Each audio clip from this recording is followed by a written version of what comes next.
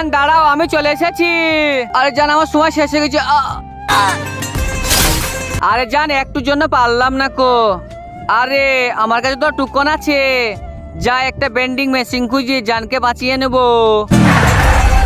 আরে enemy hands up. আরে ভাই আমাকে মেরো না প্লিজ, আমাকে ছেড়ে দাও। আমাকে আমার জানকে এইভাবে দিতে হবে, প্লিজ ছেড়ে দাও আমাকে। আমার জানকে ওরা মেরে ফেলেছে।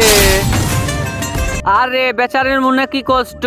আরে তোমাকে আমি মারবো না, তুমি যাও, তুমি তোমার জানকে এইভাবে করো। ধন্যবাদ ভাইয়া। এই তো বেন্ডিং মেশিন পেয়ে গেছি, এবার আমার জানকে এইভাবে করব।